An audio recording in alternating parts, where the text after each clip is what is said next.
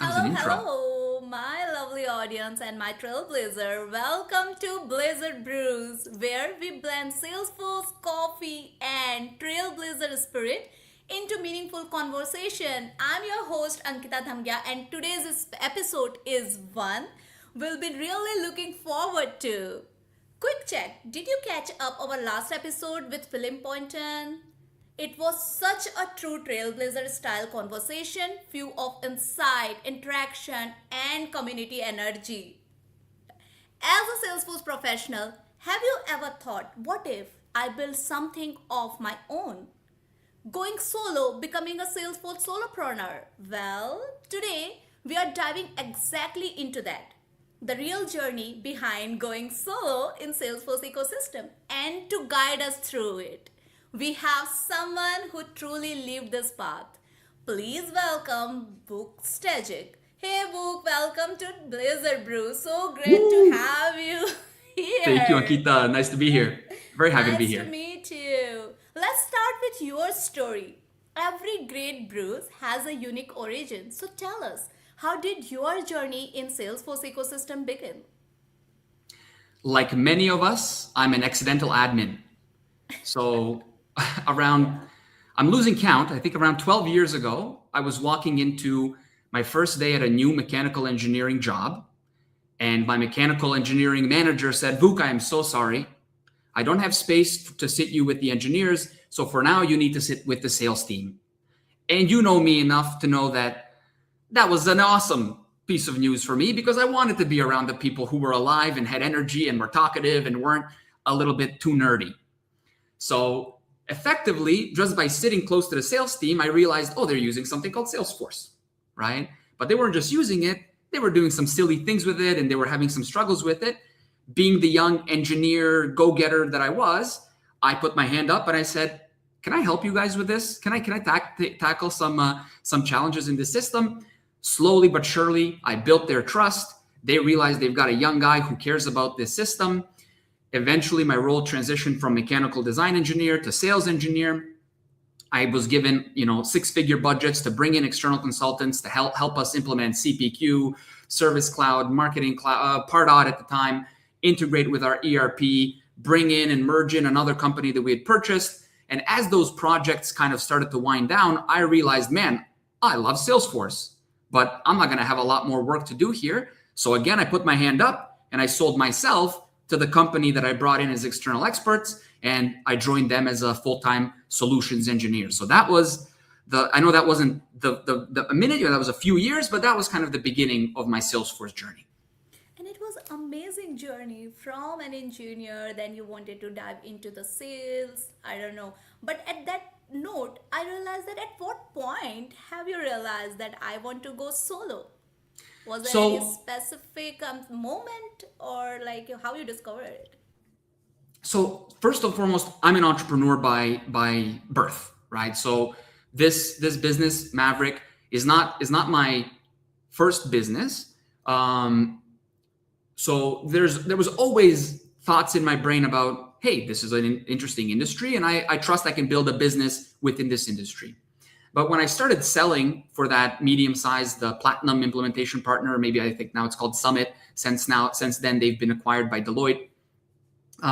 When I was selling there, I would set up these amazing projects, really clear deliverables, really good value for the client. And somehow within a week or 2 weeks, I'd be hearing from the delivery team, oh, we're out of budget, or this is wrong, or that. And I would go crazy thinking like, how is it that we're going from a really well set up potential project to disaster in a couple of weeks, right? And I realized that this industry has no engineering process, right? We're not documenting processes. We're not documenting our work. We're not doing actual strategic design and thinking. We're just saying, let's do a few discovery conversations and then build, and we'll build in a.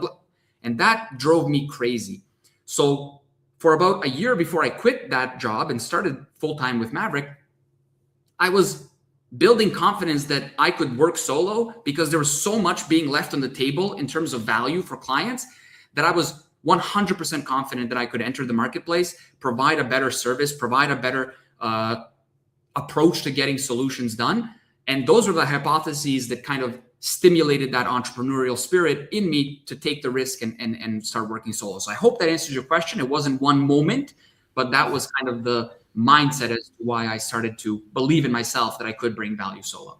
Of course, sometimes when we look into the things and we say that, okay, if I'm doing it in my way, probably I can deliver in a something added with my flavor and could be even in more better way. So definitely that answer my question as well. But before we dig into the main topic for today, why not we just talk about the basic? So can you please tell my audience what is solopreneur and how can one define success while being solo, right? For sure. I mean, a solopreneur combines their passion, their knowledge, their ability to create a product or a service that is transformative and brings value to a clear identified market segment, right? That is what a solopreneur does, right? Okay. And of course, you do that as a business. And where does the success come from? Well, the success is that you can support your life, support your family, support your dreams, support your goals with this business that you create. So that is the easiest way that I can define solopreneurship. That's amazing. I think the audience is like very much clear that how can you define the solopreneur. Good. Okay. So, but also, when we started something, that's the first question coming to my mind, and the people you're really afraid. So on this note, I also wanted to know from you, what is your biggest fear when you have starting out? Yeah. Listen, I fight people for sport. Stepping out on a competition mat never made me afraid. Putting myself in front of people at a risk of failure never made me afraid. So there wasn't a fear, right? What there might have been was a fire inside my belly that said, I don't want to fail myself. I don't want to be building somebody else's dreams. I want to build my dreams. So while it wasn't a fear, there was a deep motivation to not let myself down, to create something of my own instead of creating a life for my bosses, right? So that was the motivation. No fear, confidence, and a deep desire to not fail myself. I hope that answers the question. Yeah, of course. So we have to trust on ourselves what we are designing, and that's required experience which you have gained a lot. So now that's the time to get into the heart of today's episode. So we are diving into something I truly connected with: leadership, entrepreneurship, and what exactly it really mean to lead your own journey, as you're saying. So why not we just dig into the floor is your view. Okay, I'm gonna try. I've not used this platform to share screen, so you're gonna help me out to make sure that I'm sharing effectively. I will definitely let you know. Share screen window. What you're gonna be looking for is a simple blue screen, and you tell me when you see it, please. Okay, I think we can see it now. You see it? Okay. Yeah. $20 billion.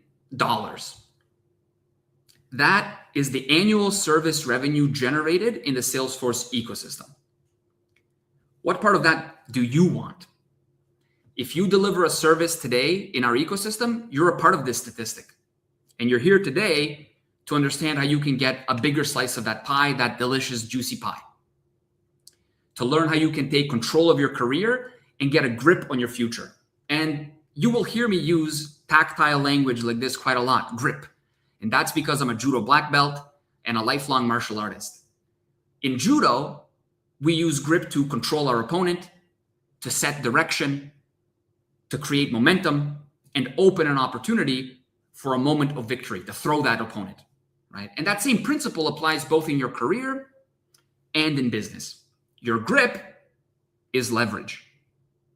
My goal today is not to show you or teach you everything that I know about working solo. Instead, it's to give you the tools and the knowledge about everything you need to know to start working solo. Not the end destination, but to get started. And what I will share is the Maverick methodology. This is a methodology that I've built over the last 7 years of operating my consulting practice of the same name, Maverick. I will share the lessons that shaped this methodology from the ideation phase to setting some hypotheses about how I believed I could tackle the Salesforce market solo, and then actually setting out on my own 6 years ago to test and prove those hypotheses.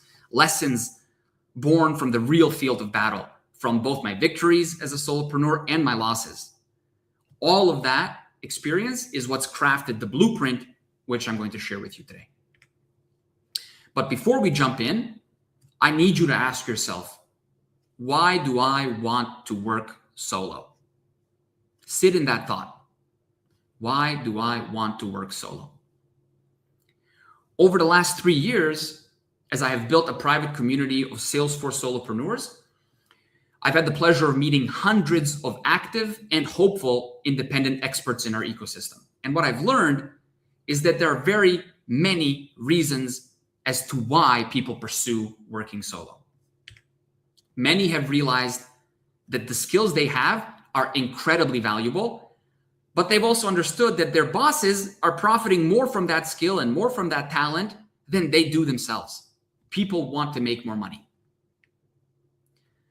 And they've also learned that they don't need a middleman, right? When the company they work for finds a client and assigns it to them, it's them that are bringing the value. It's them that are leading the projects. It's them that are putting in place the solutions that bring value to the clients, right? There actually is no need for a middleman in the Salesforce ecosystem. While others seek flexibility, they seek freedom, they want to set their own schedule, control who they work with, they want to have more time with their loved ones, more time to themselves. My why, as I talked about it a little earlier, has always been around the entrepreneurial spirit that drives me, that feeds me, that fuels me, right? I believed strongly that I could bring success to companies solo. I wanted to challenge myself to build something of my own. Ultimately, the why that you have is not an important factor. What is important is you have a why. And why is that important? Well, quite simply, without your why, you will quit at the first roadblock. You will not have the internal motivation that you need to push through initial turbulence. Heck, you might not even make it off the runway. Your why is what will fight off the anxiety and the desperation that you will feel when things don't go to plan, when you experience some kind of an emergency, when that opponent is fighting back hard. That's why you need your why. And believe me, this path is not easy. And that's not what I'm here to tell you. It's not easy. It is hard. And that is why it's a road most people in our ecosystem will not even try to travel. And that is particularly why it's worth doing. The fact that most won't do it leaves a humongous opportunity for you and me, for those of us who will do it, to find success. So again, I'm not saying everybody is fit to do this. I'm not saying everybody should do this. I'm saying if you have a clear why as to why you want to do this and you put yourself out there, you are going to be the one that gets a bigger slice of that pie. Now, with that out of the way, let's jump into the Maverick methodology. This is a 4-pillar framework. The first pillar is your mindset, right? This is your why, like we just discussed. It's how you will move from curious about working solo to confidently finding success solo, okay? The second pillar is your value.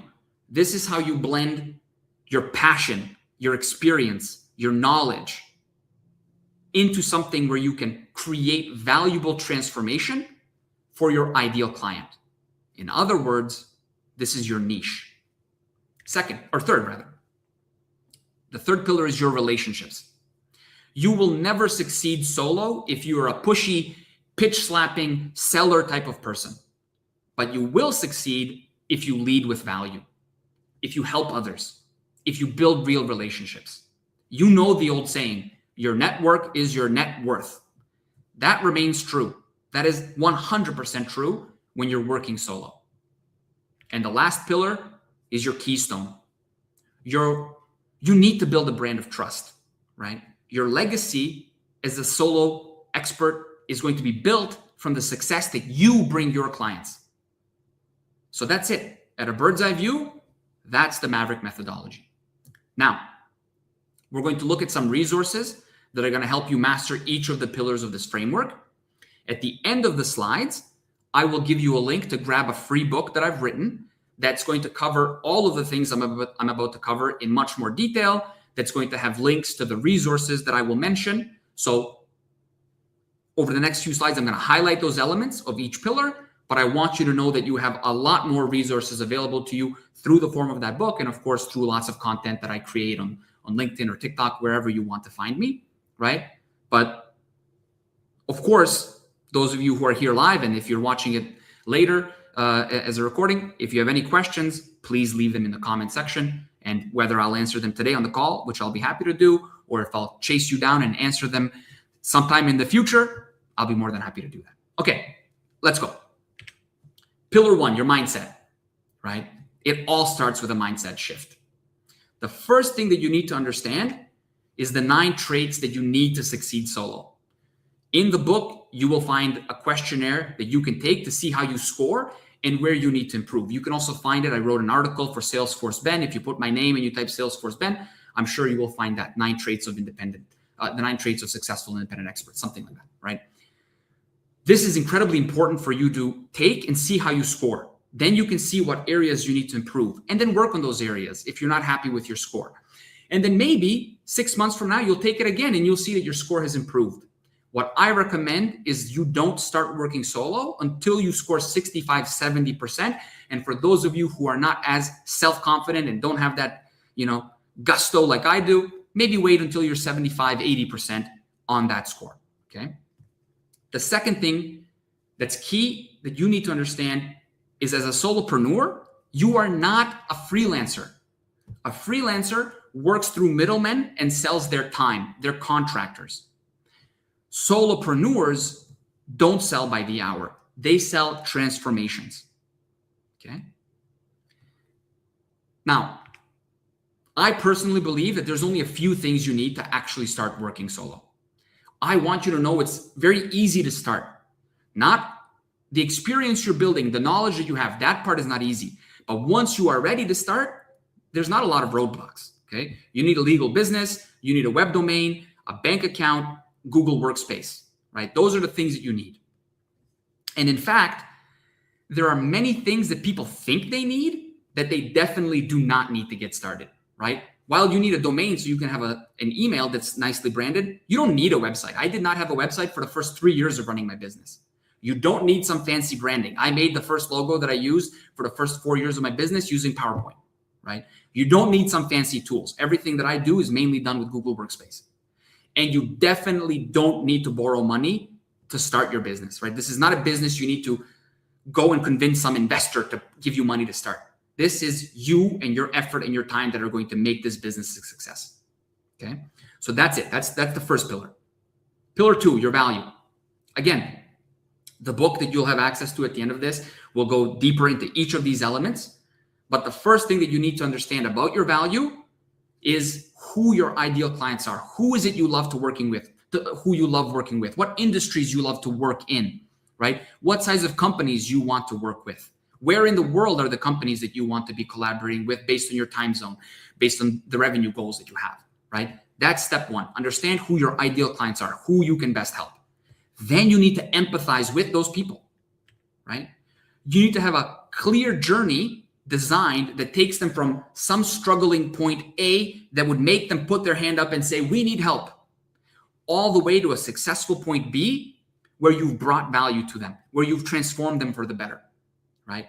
And that journey is made up of a blend of deliverables and other actions you take that you have experience naturally building, right? Those things that you have done in your career, you package into a clear client journey that those ideal clients will resonate with, okay? Then you need to set your price.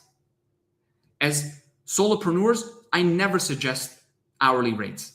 Some people that I know, they work with value-based pricing, which is effectively putting a fixed bid price to the value of the work that you're doing.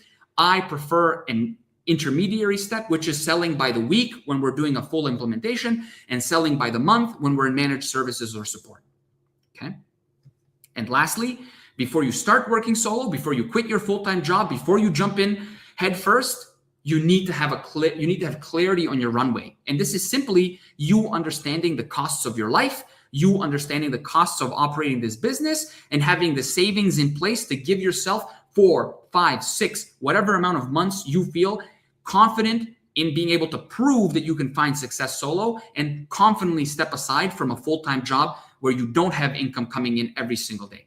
Of course, there are fractional ways that you can transition. You can start working on the side, but eventually you will need to separate yourself from a full-time job so you can fully focus on your business. And it's that runway that you will define that will help you build the confidence inside yourself to invest in yourself. Again, you're not taking money from anybody to start doing this. You're saving money and you're saying, I'm betting on myself. I'm investing in myself. I'm putting in my time fully to build something of my own. Okay? That's how you define your value. Then we move on to your relationships, right? You need to understand how you will build those relationships with your future clients.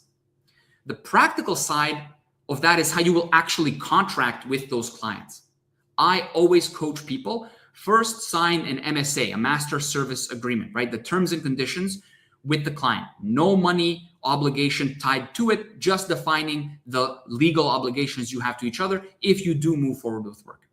And then you prepare a statement of work, an SOW, okay? In the book that I'm going to give you access to, you will have access to the statement of work template that I use, right? Now, this next element is the most important. You do not need to sell. You need to help people. And believe me, I spent many years in full-time sales roles where all I was focused on was selling, pushing. That is not my reality as a solopreneur. I've built a business with 3 full-time employees, 12 active clients, and I've never once felt like I used to when I had to sell $1.5 million of business per year for that large implementation firm, right? I am not selling. I'm helping people. So what this means is connecting with the people you identified as your ideal client, right? Finding where they are asking for help and then simply helping them. Word of warning, I'm not saying doing free projects. Never offer your services for free. But if somebody says somewhere on the Trailblazer community, on Reddit, on LinkedIn, wherever, Facebook, wherever, if they say, hey, I need some help, and you then say, hey, I'm happy to help you, and you give them some answers or you give them some resources, you share some information with them, it is those types of things that will build real relationships. Now, that might not turn into business that day, but believe me, there's plenty of people who I've helped and forgotten. And years later, they call me or they email me and they say, hey, Vuk, you helped me with XYZ. Now I have a bigger project. Are you able to help me more? Trust me, that is how I built my business. I'm not selling. I'm helping people. But it also means proactively creating content that's valuable for these people, right? Actually creating content that transforms them or at least informs them and brings them some value, those ideal clients you define. Okay. Now, this next part may surprise you, but I believe as independent experts, we should be proudly not Salesforce partnered, okay? This means we are our clients' partners, okay? And I know, I'm gonna let that sink in for just a minute, okay? This does not mean that we can't collaborate with Salesforce account executives. I do all the time, but we do not need to or have the capacity to be official Salesforce partners. As a solopreneur, you don't have the time to be chasing potential business with Salesforce, to be doing pitch decks and doing these kinds of discovery calls, et cetera, et cetera. This is not the type of capacity you have as a solopreneur in your day. If you do it, okay. But the reality is all of my clients value that I put them first, that I put them ahead of the Salesforce relationship, which is fundamentally different to what I had to do when I had to keep 150 consultants busy. Right? Selling $1.5 million of business is a heck of a lot different than selling $100,000, $200,000 of business for the year for myself and for my team. I don't push. I don't pitch. I'm not annoying. I'm not chasing people. I'm not trying to chase Salesforce account executives to be the first person they think of, because as a solopreneur, they've got way better options than me. And as a solopreneur, I know I can find clients that will value me. And now, lastly, obviously, it's about finding your first clients, right? For me, what that looked like was going to my network, connecting with people, sharing with them the journey that I wanted to take, the journey that I wanted to create. And just by doing that and exposing people in my network to my ideas, that precipitated in my first clients. Okay. It is not some selling thing. I've never spent a penny on advertising. In over 5 years of running this business, I've not spent a single dollar on running an advertisement. I've never bought a list of emails. I've never sent cold emails. I've never sent cold LinkedIn outreach. I've just gone, found where people who I want to work with are asking for help and help them. And at the same time, I've created content that hopefully informs and educates those individuals. Okay. So that is the actual selling mechanics of being a solopreneur. And lastly, your keystone. Okay. The keystone is what keeps the structure solid, right? Without this, success is only temporary. You need to have the mindset of making all of your clients for life. As I just mentioned, my first client, still my client to this day. Why is that? It's because I care about them. It's because I never try to extract value from them. It's because at every single step of the way, I put the best interests of them ahead of my revenue, ahead of Salesforce's revenue, right? I've always put their needs first. And by doing that consistently and genuinely leading with that type of empathy, well, where would they go? Where are they going to get anything better than that, right? If you know who you help the best, and then you genuinely put your best foot forward, you will always create clients for life. Then, of course, we need to talk about finding work-life balance. This is so critical. When you are solo, you are your own boss. And guess what happens when you're your own boss? You end up being the worst boss possible, right? You end up being a boss of nightmares. You don't give yourself grace. You don't give yourself empathy. You push yourself past what's realistic. So be a good boss to yourself. Be the boss you wish you had, not the boss that you think you need to be, right? Then, of course, you need to build brand. You need to consider branding, right? Both your personal brand as an individual, as an expert, and then, of course, your company brand, right? These two things should be distinct, but they should feed off of each other. I am a Maverick, thus my company is Maverick, right? I believe in a different way of doing things. I tackle challenges in a different way. I've approached this industry in a different way. And thus, my company and the values that it represents are the same. Radical transparency, leading with value, putting our clients first, putting their success above anything else, right? That's the same way that you need to think. Who am I as a person? Who is the company that I'm building, right? And continually creating content and putting yourself out there and building that brand. And then lastly, you can surpass the financial limits of solopreneurship by finding additional sources of revenue. Initially, most of your money, again, will come from your time. Whether you sell it by the hour, like I don't recommend, or you sell it by the week or by the month, it is your time that you put in to deliver the value to your clients. But ultimately, there are other ways that you can generate revenue as the solopreneur that don't rely just on your time. Things like the knowledge economy, creating courses, content, etc. Or referrals for third-party businesses or for other solopreneurs or other experts, right? Or app development, building something from your knowledge, something that solves a problem for your ideal clients, and even selling that as a package, right? There are so many ways that you can separate time from money when you have the infrastructure of a business and you have your time all being dedicated to your success, right? The opportunities solo are endless, okay? And that's it, right? That is the Maverick methodology. That is how you can find success solo. I want you to grab this book and enjoy it, read it, dig into it. It's not a few pages, okay? This is 15,000 words of true value, of clear information, of real resources that can expedite your journey, okay? That's it. That's I hope that you see that this is all that you need to find success solo. And I think this book as well will show you the path even more clearly than I've been able to do over the last, whatever that was, 10 minutes that I've been talking.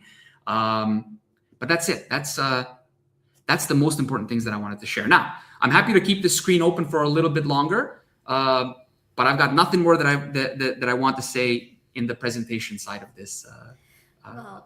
of this talk. Amazing, amazing. And that's really powerful for all the folks who wanted to go solo. And I'm totally aligned with when you're saying first we have to identify who we are, our expertise area, and then we have to define a roadmap. We cannot just go without plans, right? We need to define who we are and how can we help customer. We are here to consulting. We are here to help our customer, right? And I am totally agree with the point which you have said that yes, we also have to think about how can I help others as well. not always think about the money perspective, but we can always think about that helping others with the knowledge which I am gaining. And of course, we can go with the bootstrap as well. This is what we have started. I started as a bootstrap. Even I would say that Love it. I forced my father to buy a laptop for me so that I can work. So I would say that this is a funding which I got from my father. Beautiful. That's all you needed, right? And here you are, That's what I successful. need. Yeah. So this is what we can start with. We can go solo, we can start with our bootstrap, of course. And lovely. Thank you so much for sharing such a knowledgeable your rules which you define, but I'm also aligned with your role. All right. Awesome. Thank you so much, but this is now our rapid fire round. And I think you know the rules, right? You have to be very quick, and I can see the energy. I'm ready. So, ready? All right. So, since it's a coffee time, so can we say that what is your go to coffee order? Even though you see how much energy I have, Yes. all of it is natural. No caffeine for me. It's a mint tea with some honey. Oh, okay. So, biggest pain point for a solopreneur? Time. The only non-renewable resource on this planet is time. Of course. And you have to understand how do I utilize that minimum time which we have at 24 hours wisely, right? Absolutely. Okay. So one Salesforce feature you cannot live without.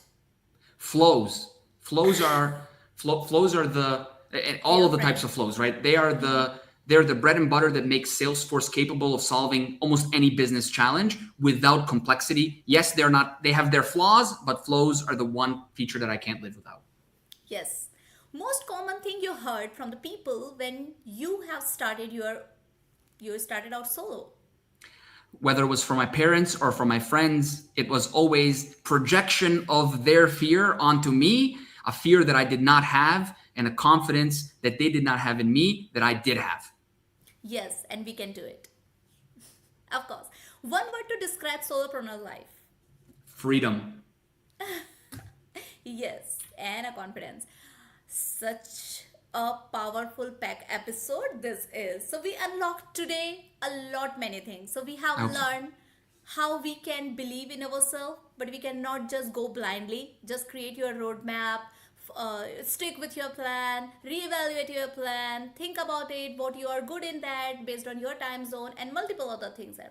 But before we wrap up, if you could give me just one piece of advice to someone listening or they will listen the recording who want to become a solopreneur in Salesforce world, what it would be? It is that self-belief that's critical. And the self-belief has to be rooted, in my opinion, in those 9 traits that I express people should go and find the self-assessment for. Until you are confident in all 9 of those pillars of success as a solopreneur, success will not be easy. You will, and the reason it won't be easy is that you will find and hit roadblocks you can't pass. And most importantly, you will hit desperation. And the biggest enemy to our personal happiness, the biggest enemy to our career success, to business success, is desperation. Desperation is what drove every bad decision I've ever made in my personal life and in my career. And it's something that I coach everybody to avoid. Do not be desperate. When you feel desperation, you have to recognize that there's things you can control and things you cannot control. Work on the things you can control, and ignore the things that you cannot control, and fight that desperation off, because desperation is the number one thing that's going to push you away from achieving your goals. Of course, we have to find out a solution. Sometimes we usually think about, okay, something happened which is not even in our plan or our roadmap. What would I do? I feel fear. I don't find any path. And that moment, I also stop, and the people usually stop thinking and find a solution. So we have to think about to finding a solution to make myself out of that particular situation. And just to be a crybaby, stop being in the position, what can I do? So, That's right. We're problem solvers, find right? a We solve problem problems. solvers. Yes, Exactly. Yes, we solve problem. So, well, I think that's a perfect note to wrap up on. But before so. that, Any for my questions? audience, we have a question also. But let me talk about the giveaways, because I do have a different plans for the giveaways for my audience. This time we have a different set of criteria. Okay, so first, repost this episode with your takeaway, what you have learned. Comment and tag your friend who should watch this replay. If they repost, you will win. Share your idea for upcoming episode. If it's selected, definitely you will win. So now let me go to the comment and let me see, Book, if we can pull few of the comments from the audience. And you know what, oh my god, I can see a lot of comments here. Oh, is there? That's awesome. I'm glad you guys are watching. All right. Let's hear them. Okay, I'm just picking few. Don't take me wrong. So one person says, how do you manage multiple clients alone? Shivam, thanks for that question. Through good project design. In essence, what I'm always doing is establishing weekly periodic meetings with my clients to drive projects forward. I'm establishing clear timelines, and we are sharing responsibility and collaboratively building success. I'm not working in a black box. We have clear established plans of how we're going to deliver. It's my responsibility to establish those plans and keep us on track, and we work together with our clients. And because you then create this momentum and you have these established meeting times, you're not having this clash where people are pulling you away when you're trying to focus, right? So there's a lot more to it than that, but that in essence is the key elements of managing multiple clients solo at once. Good question. Great. Very good question. Thank you so much, Vuk. Let me pick one more. I can think this is interesting. In your journey, what mattered more for success, consistency, or motivation, and how can a beginner build that? You know, building a confidence requires some time. Ayush, that's a great question. It isn't a more or less of one or the other, right? Motivation, it ebbs and flows, right? And I used to keep a journal when I was initially starting the business, and I could see my motivation was in and out, right?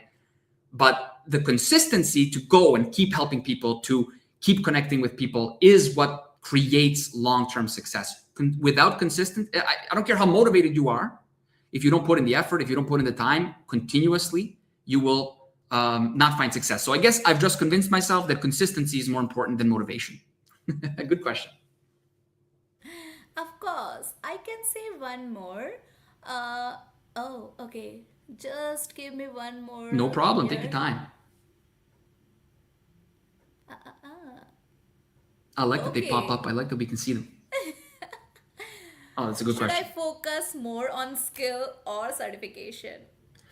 Shadab, you should completely ignore certifications. No client has ever asked me what certifications I have. No client cares about what certifications I have. What they buy and invest in me for is the skill, the knowledge, and experience that I have. And when I can communicate to them that the journey that I've designed is designed exactly to help where they are at today, and that the experience I have is going to give them the value that they need in their systems, that has been why people invest in me. No one's ever asked me what certifications I have.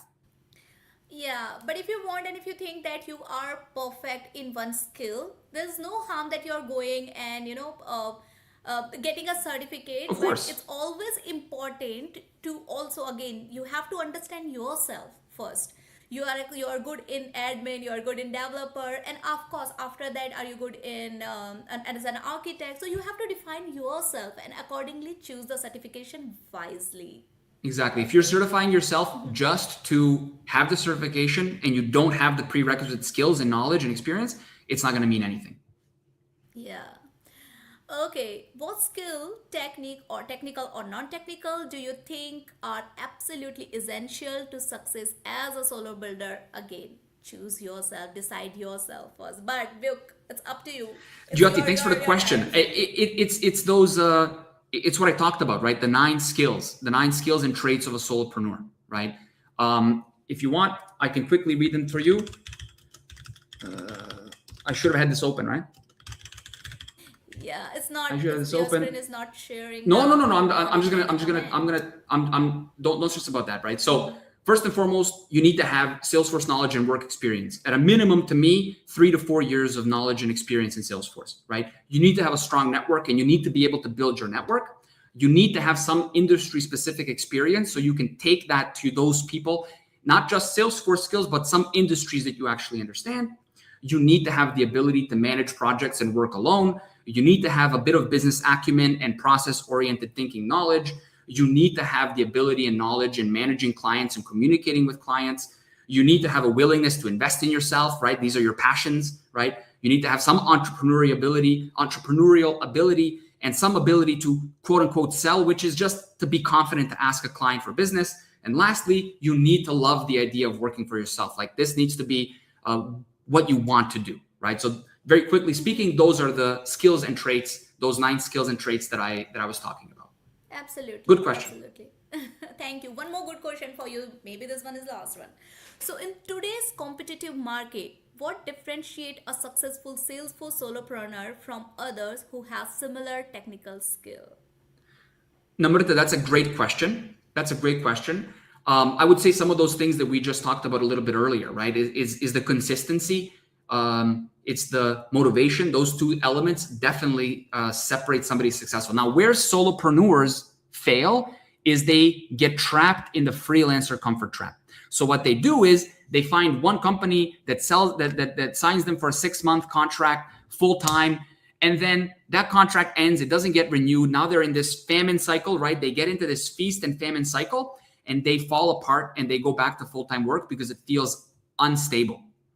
That is everything that I fight against, right? We deliver projects and build lifelong client relationships and deliver multiple client projects at once. And we never sell more than 25% of our weekly capacity to one single client, because when we do, we expose ourselves to this feast and famine cycle.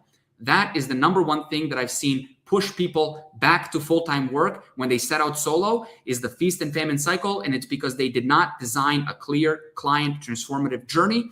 They just went out and found some freelance work and fell into that comfort trap. So that's a very good question and a very important topic to cover. Of course, it's all about like what we want. How I want my life to be, right? Whether I wanted to go solo, whether I wanted to work for any company, it doesn't matter. I mean, it's totally your choice what you want. Here, what we are discussing is if you want to, this are the different benefits, these are the things which you have to keep in mind.